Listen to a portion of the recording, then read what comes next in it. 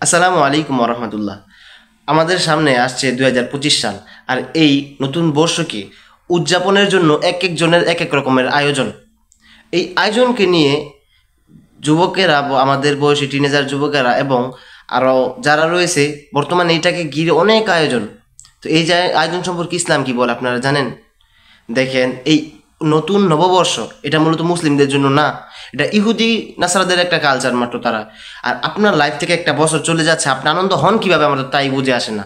আমাদের স্বভাবটা এরকম পরিণত হয়েছে এভাবে যে আমরা আমাদের লাইফ থেকে একটা চলে যেতেছে, আমাদের একটা জীবনের হাইতে অংশ কমে গেছে আর আমরা আনন্দে লাফাচ্ছি। উদাহরণস্বরূপ আপনাকে আমি বলি যে দেখুন, ছাত্ররা স্কুলে পরীক্ষা দেয়, তখন ধরেন 2 ঘন্টা সময় দেওয়া হয়েছে বা 3 ঘন্টা।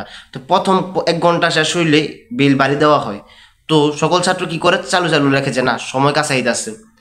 তো ওই সময় যদি কোনো ছাত্র যদি খুশিতে লাফায় যে না 1 ঘন্টা শেষ, তো কি আপনি তাকে বোকা বলবেন না? বোকা বলবেন। ঠিক আপনার লাইফ থেকে এই সময়টা চলে গেল আর আপনি আনন্দে খুশিতে লাফাইতেছেন। তো এই ইহুদি নাসারাদের সাথে আমাদের কোনো কালচারগত মিল রাখা যাবে না। যদি রাখেন তাহলে তাদের সাথে আপনার আমার হাসর হইব।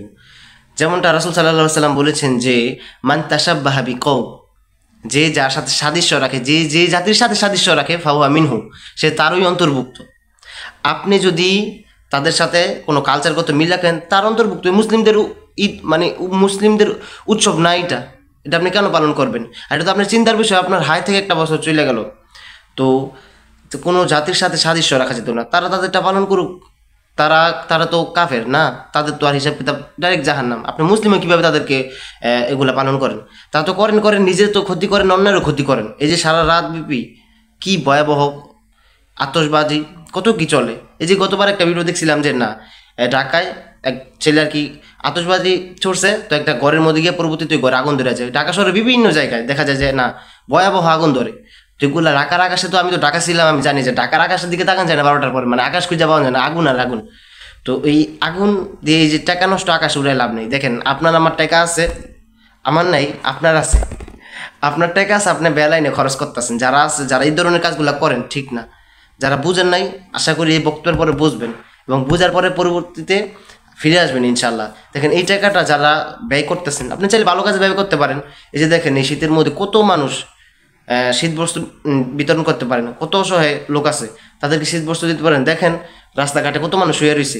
তো এইরকম চাইলে বিভিন্ন দেশের বিভিন্ন দরিদ্র মানুষ আছে, এই টাকাগুলো আপনার ওই খাতে ব্যয় করুন, আল্লাহ তাআলা সন্তুষ্ট অর্জন করুন।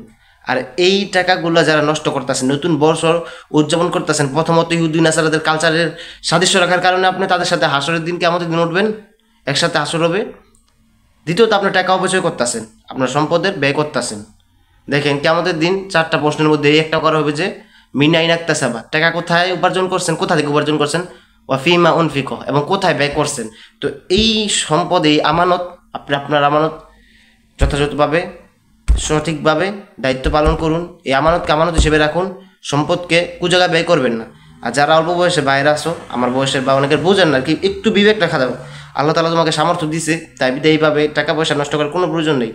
নতুন বর্ষ আল্লাহ তাআলার কাছে ভালো দোয়া করো যে না আল্লাহ তাআলা এই বছরটা ভালোভাবে জেনে নেক হায়দার সাথে হায়াতন তো এইবার মধ্যে জেনে। কিন্তু কোনো অশ্লীলতা অথবা গান বাজনা কত কি আরও কত কি চলে, এগুলা থেকে আমাদের বিরত থাকা উচিত। আল্লাহ তাআলা আমাদেরকে তৌফিক দান করুক। আসসালামু আলাইকুম ওয়া রাহমাতুল্লাহ।